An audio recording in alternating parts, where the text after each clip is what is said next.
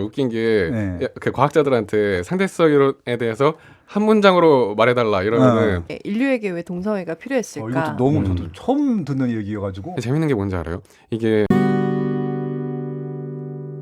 세상에서 가장 놀라운 꿀잼 과학 이야기 1분 과학 이재범님과 함께하고 있습니다. 아, 네. 우리 1부에서 마지막으로 상대성 이론을 어린아이가 물어본다면 어떻게 대답하실지를 여쭤봤었는데 이게 두 종류가 있어요. 상대성 이론이 네. 그 특수 상대성 이론이랑 근데 그거 있어요. 웃긴 게 그 과학자들한테 상대성 이론에 대해서 한 문장으로 말해달라 이러면은 뭐 빛이 뭐뭐 해가지고 그런데 뭐 해서 그런데 이러면서 계속 끊으면서 계속 나거든요. 거의 막 10분 동안 한 문장에 대해서 말하는데 아무튼 제가 말씀드리자면 상대성 이론이 두 종류가 있어요. 그 특수 상대성 이론이랑 일반 상대성 이론. 특수 상대성 이론이 먼저 나오고 1905년에 그런 다음에 일반 상대성 이론이 10년 뒤에 1915년에 나왔는데 특수 상대성 이론이 말 그대로 이제 특수한 상황에서 시공간이 바뀔 수 있다라는 걸 알려준 거고 일반 상대성 이론은 그거를 전체로 다 우주 전역에 걸쳐서 어떻게 시공간이 바뀔 수 있는가에 대해서 말을 하는 거거든요. 네. 근데 일반 상대성 이론은 간단하게 말씀드리자면은 빛이 있잖아요. 빛이라는 게 우주의 제한 속도랑 같아요. 빛은 일정한 속도를 갖고 있거든요. 얘는 절대 느려지지도 빨라지도 않고 똑같아요. 무조건 바뀌면 안 돼요, 물리학상. 근데 우주에서 봤을 때 빛이 휘는 것처럼 보이는 현상이 있단 말이에요. 근데 빛은 그렇게 바뀌면 안 된단 말이에요. 속도가 느려지고 빨라지면 안 돼요. 근데 빛이 휘어서 우리한테 온다. 그러면은 직선으로 오는 것보다 더 오래 걸렸을 거 아니에요. 그렇죠. 근데 그거는 말이 안 되거든요. 그래서 시공간을 비틀어 버리는 거예요, 다. 그래서 시공간이 다 달라지고 그래서 시간과 우리가 보고 막 그러는 게 다 상대적으로 바뀐다라는 걸 설명해 주는 게 일반 상대성 이론이거든요. 왜 비틀어져요? 그만 물어봐. 로사 아이한테 설명해주고 싶은 거야 지금. 네. 이렇게 정자의 운동이 물고기처럼 움직이는 게 아니다라는 물챙이. 새로운 그런 상식처럼 네네. 요즘 새로운 그런 재미난 과학 상식이나 아니면 요즘 만들고 싶어 하시는 영상이 어떤 거예요? 요즘은 제가 다음으로 준비할 영상은 음악에 관련된 영상인데 우와. 야. 제가 그걸 했어요. 음악이랑 과학이랑 조금 연결을 지은 건데 그 음악 그러니까 파이 있잖아요. 파이 3.1415 이거. 네네네. 그거를 키보드 건반에다가 도를 1로 두고 뭐 레를 2로 두고 해가지고 3.1416으로 음악을 만든 거예요. 그래서 피아니스트가 이제 그 음악을 3.1416으로 치는 거거든요.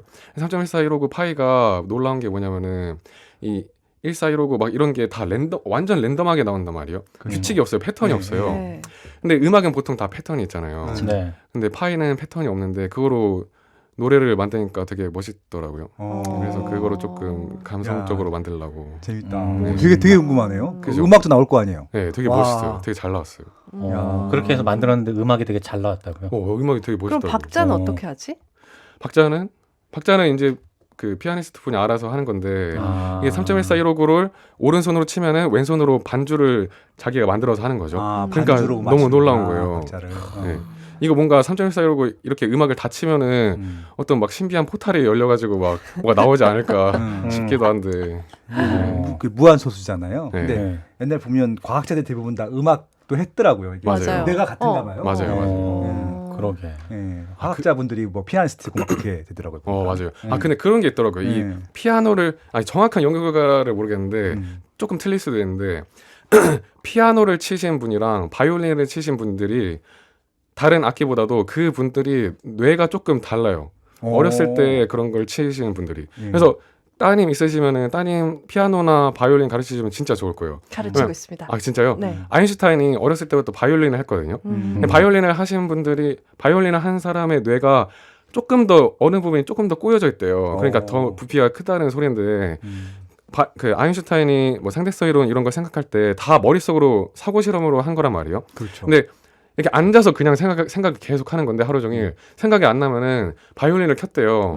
그러면 막 이런 게 뇌가 더 활성화가 될 거 아니에요. 바이올린 키면서 생각 나면은 또 쓰고 막 그랬대요.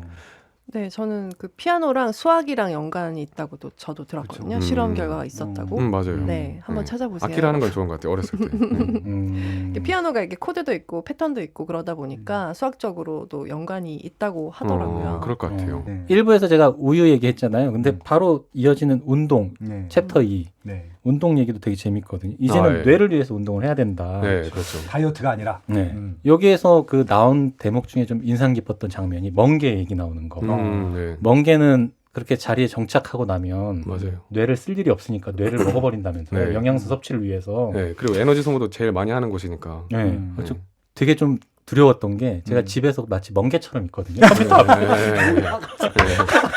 아니, 진짜로 아침에 딱 밥 먹고 씻고 컴퓨터 앞에 무서워. 앉으면 무서워. 멍게처럼 한 3시간을 앉아 있어요. 컴퓨터 앞에. 네, 물론 다들 생각은- 그렇죠. 네. 근데 정말 이러다가 내 뇌도 멍게처럼 만약에 되는 거 아닌가. 오랫동안 한 6시간씩 오랫동안 앉아 있는데 많이 앉을 땐 그래요. 배가 하나도 안 고프다. 안 고파. 이러면은 뇌를 먹고 있을 수도 있죠. 어. 아, 장난이고. 네네. 근데 현대인들이 어. 자, 옛날 한 1만 2만 년 전에 비해서 뇌가 한 테니스 공만큼 작아졌대요. 네. 테니스 공만 아닌가? 아무튼 얼마 정도 작아졌대요. 꽤 많이. 그렇죠. 옛날 네안데르탈 그게 크잖아요, 내가. 네. 네. 그래서 그거에 대한 가설이 그냥 바라보는 시각이 두 개가 있더라고요. 하나는 우리가 조그매지면서 더 효율적으로 바뀐 것이다라는 게 있고, 하나는 말 그대로 조금 퇴화한 거다? 멍청해진 것이다, 퇴화한 것이다 어. 하고 있는데 저는 후자인 것 같아서 솔직히 활동량이 줄어서. 활동량이 줄어가지고. 공부하는 뇌라는 책을 얼마 전에 다뤘거든요. 네. 그 책에서도 이렇게 뭔가 안무 같은 걸 외운다거나 예. 태극권, 네. 요가 이런 게 뇌 네. 활동에 굉장히 크게 좋다고 하더라고요. 맞아요. 그리고 또 체계적으로 일을 할 수 있게 한다고 하더라고요. 그런 운동을 하면. 그게 이런 뇌 활성과 뇌의 그런 네. 보존 어. 그런 거랑 연관이 또 있을 수도 있겠네요. 맞아요. 그래서 운동 꼭 하시는 게 좋아요. 저는 운동 매일 하거든요. 어떤 운동 하세요? 저는 헬스 하는데 헬스 그 완전 빡세게 10분 하거든요. 이게 길게 안 해요. 저는 절대. 왜냐면 이거 헬스 하는 이유도 저는 몸 만들려고 하는 게 아니라 머리 좋아지고, 그러니까 머리가 잘 돌아가고 싶어가지고 하는 거거든요. 헬스 엄청 진짜 저 사람 저러다 죽는 거 아니야 싶을 정도로 하면은 하고 나면은 막 머리에서 막 엔돌핀, 도파민 막 다 터지면서 머리가 되게 맑아진단 말이에요. 저는 그 효과를 위해서 하는 거예요. 운동도 어떻게 보면 실험 중에 하는데, 그래서 올해는 절대 안 하고 한 10분 정도 엄청 빡세게. 피트가 아니라 혼자. 네, 혼자서. 근데 이 내용 속에는 4가지 운동 그리고 약간 중간 정도의 강도의 운동을 좀 하는 게 더 좋다고도 나와 있던데. 네네네. 네. 근데 왜 그러니까 뭐 유산소라든지 네, 이렇게 네. 다 다양하게 하진 않으세요? 네, 저 유산소는 잘 안 하고 힘들어가지고. 근데 유산소가 진짜 하면은 유산소는 진짜 인지력에 거의 무조건 좋거든요. 근데 여기서 알아둬야 될 게, 이건 진짜 비밀인데 제가 엄청 오랜 기간 실험을 하면서 알아낸 거거든요. 제가 10분 동안 운동하는 이유가 있어요. 그 유산소는 진짜 남녀노소 다 하면은 인지력이 좋아져요. 근데 무산소 운동 있잖아요. 근육 운동. 이거는 인지 테스트를 하면은 인지력이 그대로이거나 아니면은 조금 떨어져요, 오히려. 근데 이게 재밌는 게 조금 떨어지잖아요. 운동 무조건 좋은 줄 알았는데.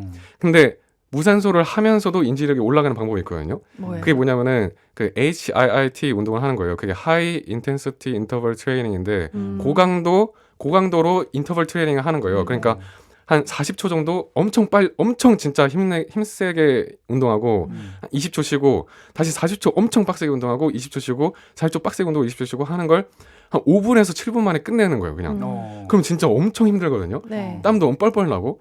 근데 그거는 인지력을 올려요. 무산소인데도 불구하고. 그래서 제가 10분 만에 끝내는 거예요, 그냥. 네.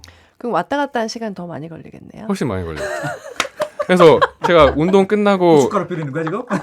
네, 운동 끝나고 집에 가면은 엄마가 뭐 두고 왔니? 이러고. 나 다 끝나고 가는데. 왜냐면 10분 하면 땀도 안 나거든요. 땀도 안 나서. 네. 그런 운동이 있다는 거 어떻게 아시는 건지, 그러니까 이런 과학 상식들을 어떻게 입수를 하시는지, 공부를 하시는지. 운동 관련된 거는 제가 머리에 관심이 너무 많아가지고 이제 거의 집착처럼 많거든요. 그 제가 몸 가지고 실험하는 이유 다 그 머리에 관련된 거고. 그래서 그러다 보니까 조금 많이 알게 된 거고, 나머지 과학 상식들은 대부분 뭐 책을 읽거나 아니면 강연 들으면서, 과학 강연도 이제 유튜브에 다 올라왔으니까 요즘에는. 네, 그래서 그런 거 많이 보죠. 또 영어를 할 수 있으면은 진짜 전 세계에 있는 과학기관 다 들을 수 있단 말이에요. 네.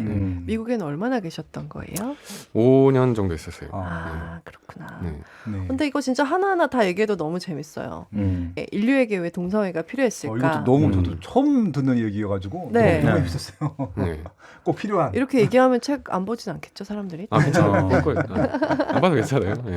얘기가 필요하답니다. 네. 필요할 수밖에 동성애자가 없었던. 왜 필요하죠, 우리에게?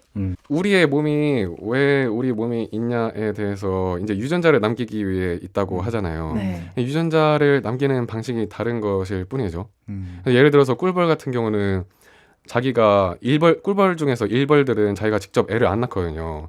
그 이유가 자기가 애를 직접 낳으면은 50%의 유전자를 자기 자식이랑 공유를 할 텐데 여왕벌이 자식을 낳으면은 자기랑 유전자를 75% 공유하거든요. 그러니까 오히려 여왕벌을 계속 애를 낳게 하는 게 훨씬 이득인 거예요. 그래서 자기가 안 낳고 계속 여왕벌만 돕는단 말이에요. 인간 중에서도 모두 다 막 서로 자식을 낳으려고 하기보다는 이제 한 25명 중에 한 2명 정도는 자식을 직접 안 낳지만은 친척들이나 뭐 형제들 이런 분들의 자식을 낳게 계속 도와주는 거예요. 왜냐하면 인간 아기는 키우기가 진짜 힘들거든요. 손이 다 많이 가고. 맞아. 그래서 항상 도움이 필요하단 말이에요. 그래서 이제 동성애이신 분들은 더 뭐 연구 결과도 그런 것도 있더라고요. 더 이제 남을 상냥하고 막 더 이렇게 친화력도 좋고 막 이런 게 있더라고요. 막 더 케어도 많이 해주고 배려심도 많고. 배려심도 많고 그런 게 있더라고요. 그래서 그런 가설을 세울 수가 있는 거죠. 이 사람들은 친척들의 유전자를 남기게 하면서 왜냐면은 나의 동생이 자식을 낳으면은 나랑 유전자를 25% 공유를 하게 되는데 그러면은 친척들 다 합해가지고 25%뭐 또 12.5% 이런 걸 합하다 보면은 100%가 넘게 되거든요. 그럼 결국 나의 유전자를 100% 이상으로 남기게 되는 거예요.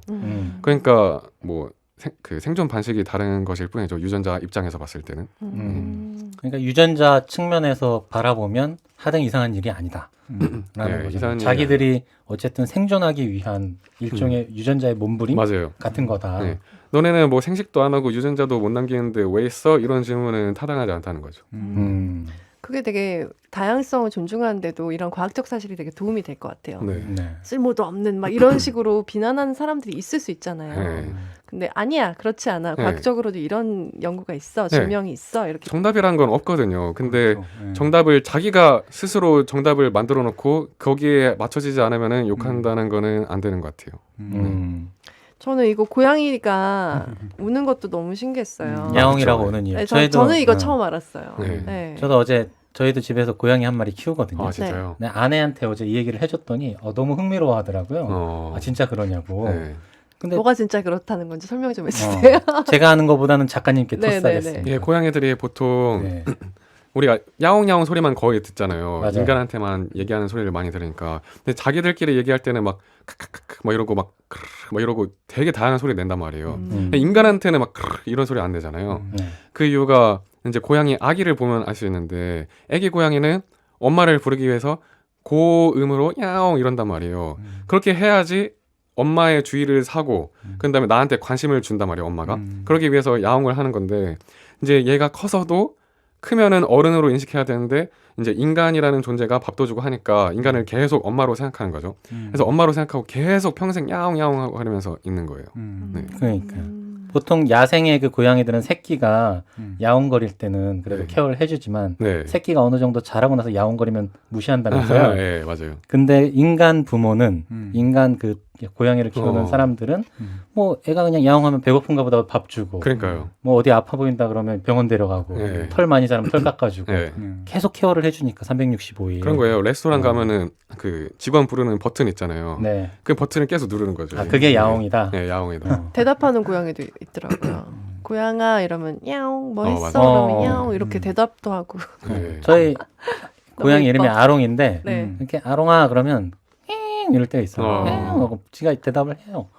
하는 건지 어쩐 건지 모르겠지만 보통 야옹이라고 하더라고요. 항상 그런 거 보면서 되게 신기했는데 그게 이래서 그렇구나라는 것도 그리고 알게 좀 된 이렇게 거죠. 고양이들이 좀 도도하잖아요. 네. 도도한 고양이들은 말을 안 해 그냥. 그냥 아쉬울 게 없다는 얘기지 이제. 알아서 챙겨줘. 네. 네. 그리고 또